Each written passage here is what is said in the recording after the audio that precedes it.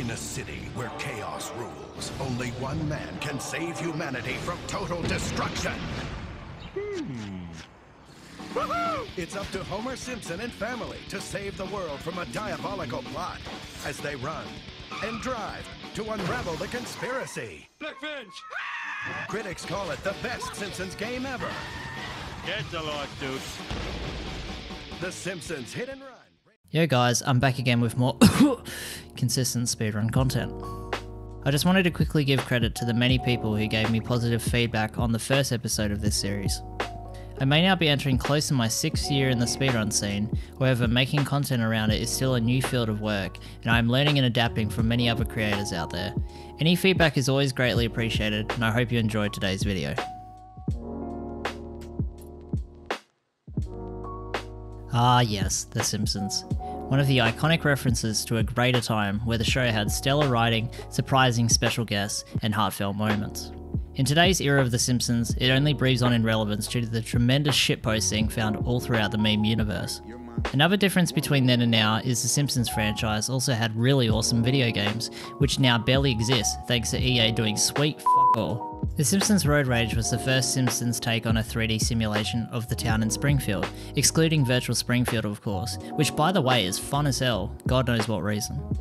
The game flopped by critics and also got slammed down a plate of a lawsuit from Sega. So what did Fox decide was the next best idea? Make more rip-off games in the Simpsons world.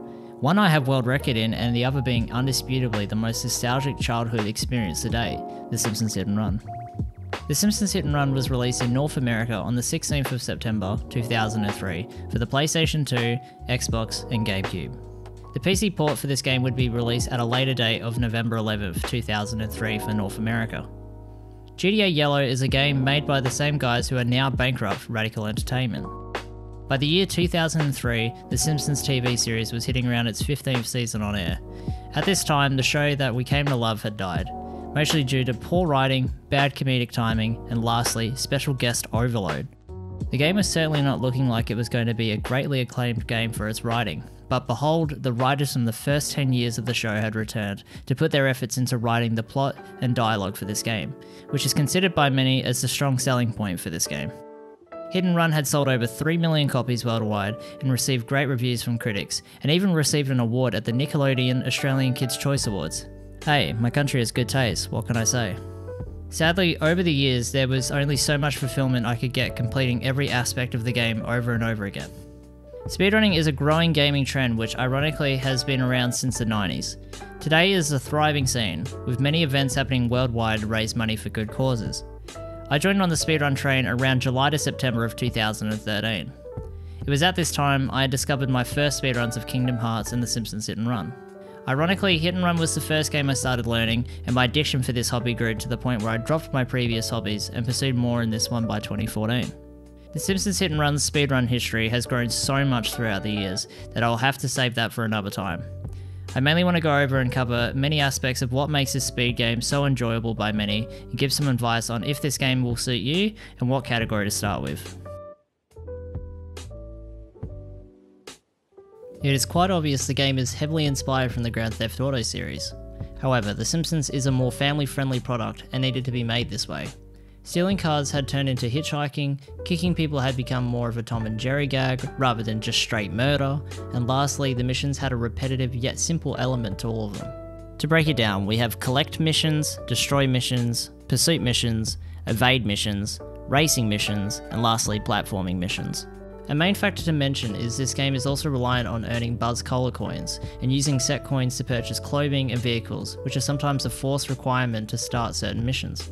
These coins are obtained by destroying WASP cameras, vending machines, or lastly Buzz Collar boxes. Due to this factor, certain missions are not solely based around completing the mission as fast as possible. It relies heavily on route improvisation based on how many coins you have at a particular point in your run. This game is more than just driving, you also have to navigate on foot, passing through several obstacles, which may come your way. Overall, this speed game offers a wide range of qualities which can pull in people's interest for various reasons. Over 80% of speedruns are now done on the PC port due to its superior load times and better graphics. The hit and run community is full of passionate people such as the Donut mod team who build their own styled games using the hit and run engine, and as well a dedicated group of people who throughout the years have found many amazing strategies and routes, helping to push the game lower and lower every day. One of my main frustrations with running the game is the lack of consistency. Ironically, this can be taken as a good or bad quality depending on your taste in speed games. Often or not, you'll see me having a fit over the fact traffic and pedestrians get in my way. Honestly, I see this as a good quality because it helps new people understand the skill gap between new runners and the top 3 runners, purely based on how well they avoid traffic and hit and run. As well, it creates a new scenario every time you start a run. Secondly, my other point of criticism is the horrible physics this game has. Due to this being a straight up noticeable point, you often have to be cautious when driving certain vehicles, and pray the game doesn't bug out midway through a run.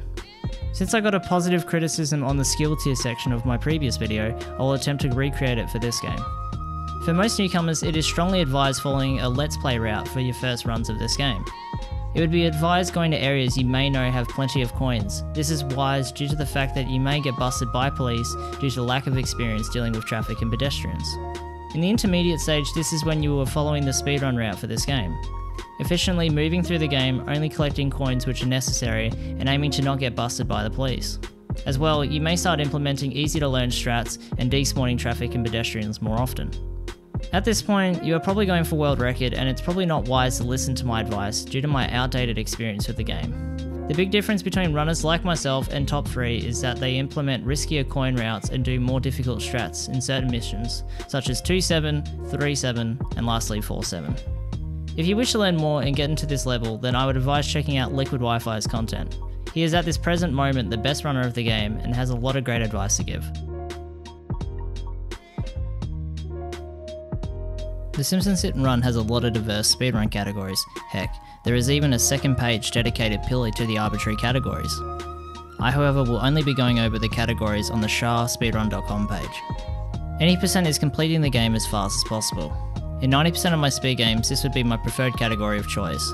However, in this category, the main concept of beating the game so fast is resetting missions 6 times over. Due to the fact that resetting a mission counts as a fail, you are then given the chance to skip the mission. The main quirks of this category is being smart with your coins and being efficient with restarting missions. All Story Missions, or better known as ASM, is the most profound category in the community, clocking at this present day 130 different runners. This is considered the any percent of this game.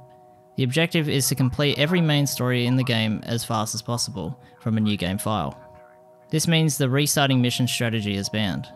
This category relies strongly on coin routing and diverse strategies with the wide range of vehicles you use throughout the run. New Game Plus essentially is the same as all story missions.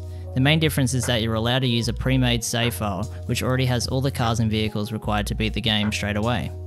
The big positives of this run is that it is much easier to learn and very fast paced. However, with the removal of coin routing, it loses a lot of the flair which makes hit and run so unique to many. As well, it gets very repetitive using only 3 cars or so throughout the entirety of the run. Another alternative twist to all story missions is the no mission skips / warps. The best way to relate this category is to classic percent in Grand Theft Auto. Instead of using the main menu to navigate to the start of each mission, you are forced to travel by vehicle or foot throughout the entirety of the run. I personally love this run a lot. I always found it unnatural warping to each mission. It felt like I was skipping out on a big part of the game. Another positive is you don't need to worry about executing cutscene skips, as mission warps are banned in this category, which allows for comfy bathroom breaks, which is nice in such a fast-paced speed game. To 100% the game, you require completing every story mission, side mission, collecting every card, winning every race, purchasing all vehicles and outfits, destroying every boss camera, discovering and using every gag in the game, and lastly the ticket in level 3, which counts for a juicy 1% completion.